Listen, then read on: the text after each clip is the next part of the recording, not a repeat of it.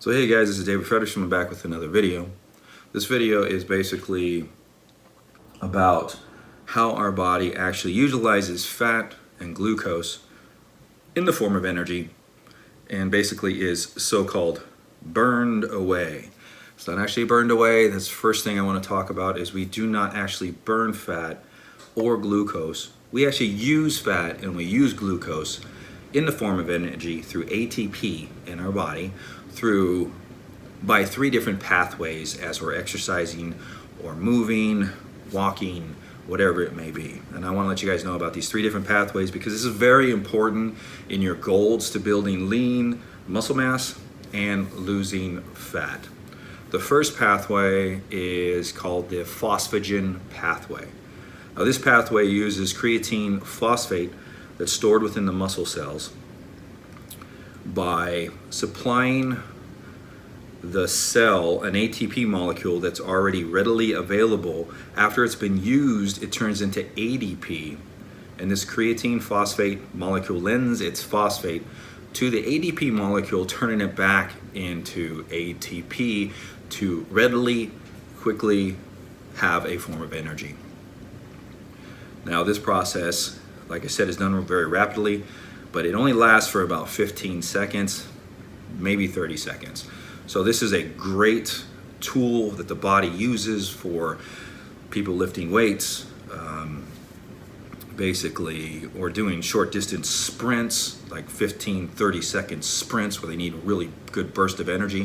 One good example is when you're doing a 1 rep max. So in that 1 rep max, that 15 to 30 seconds, basically you're using your creatine phosphate, most of it, to actually boost your muscles and your body full of the energy you need to actually work through that.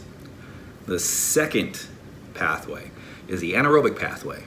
Now after your body has burned away all the stored ATP and you've passed the creatine phosphate stage where you have no more readily available to be converted, then your body starts using stored glucose. Now the one nice thing about glucose, which basically is stored in the cells as glycogen from carbohydrates basically. This is pretty quick. It probably only goes through about a little over 10 chemical processes to actually activate. So it gives you very fast energy past the creatine phosphate stage. And basically what this does is glucose itself in the cell through other chemical processes keeps ATP flowing through the cell and also through the chemical processes reconverting ADP back into ATP. The thing with this stage is in this stage, like the phosphagen stage, there's a time limit. The phosphagen stage has about 15 to 30 seconds.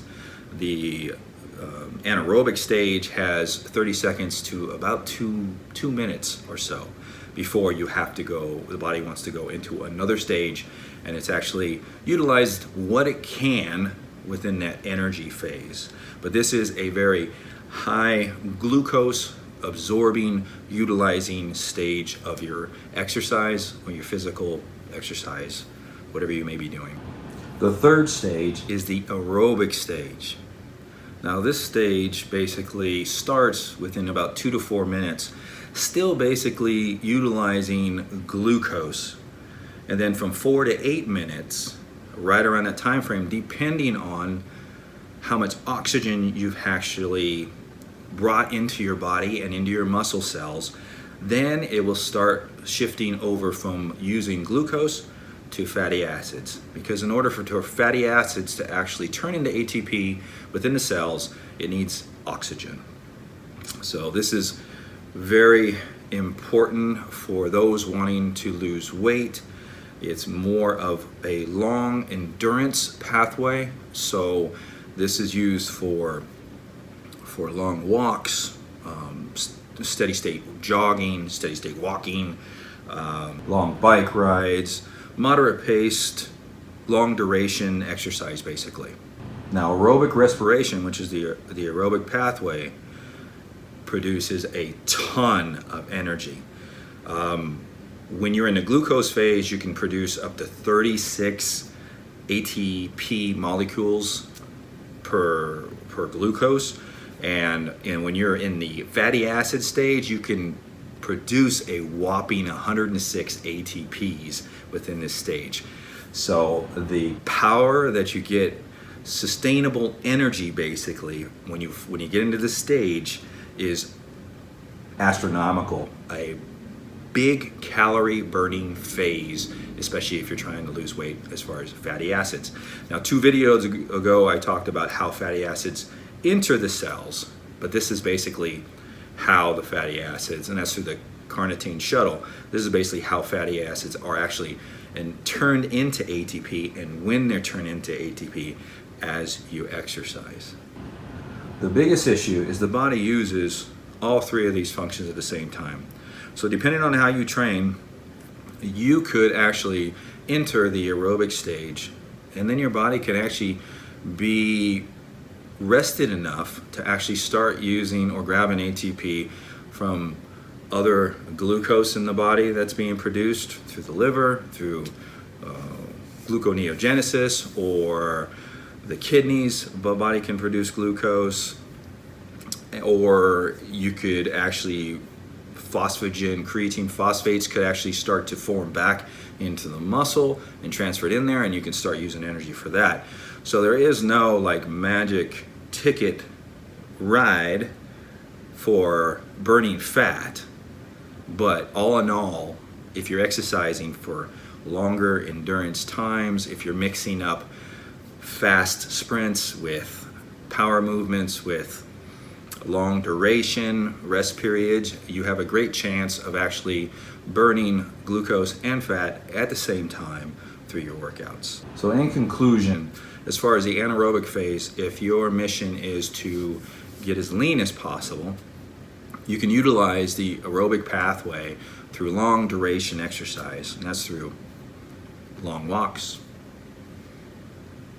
jogging steady state after a workout. And I want to end this video with a few thoughts from me, just a few. If you truly want to lose weight, move. Then learn to move more. And then learn to move longer. Whether it's walking, whether it's riding a bike, whether it's jogging, move. Second, put yourself in a caloric deficit. I've done all the fad diets, was a personal trainer for a while, and I've been training for quite a long time. I've done all the fad diets, keto, carnivore, Mediterranean, you name it, I've pretty much done it. And there is no magic weight loss pill, there is no magic diet.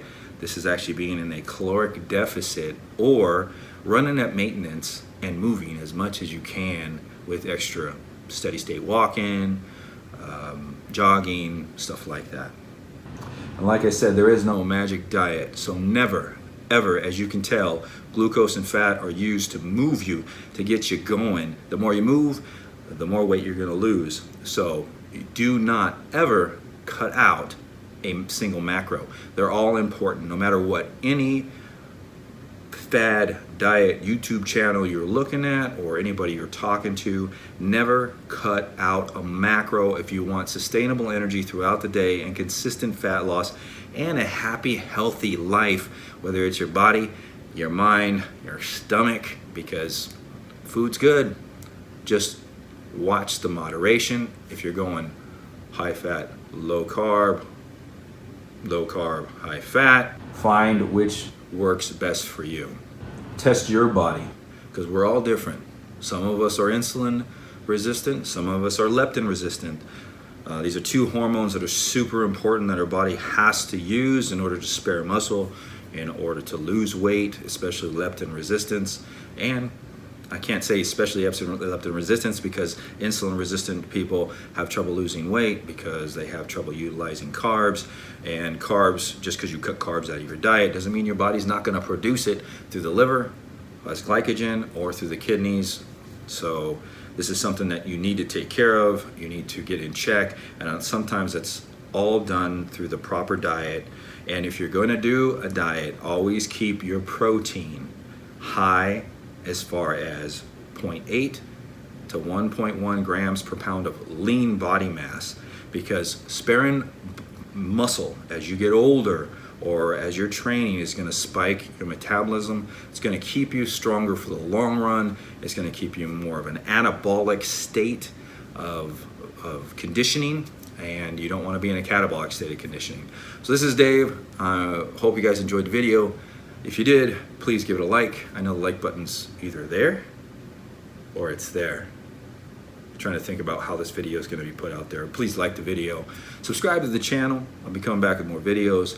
I'm going to show you guys the diet that I use as far as macro-wise that has helped me. I'm a type 1 diabetic, and my diet is very unusual for type 1 diabetics, but it works for me because everybody's different. So just because one person is doing a particular diet, making strides or gains off of that particular diet does not mean that that's the diet for you. You have to find out what works for you.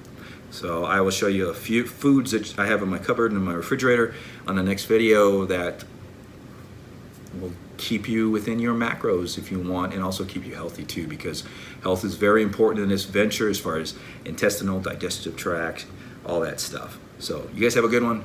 We will see you next time.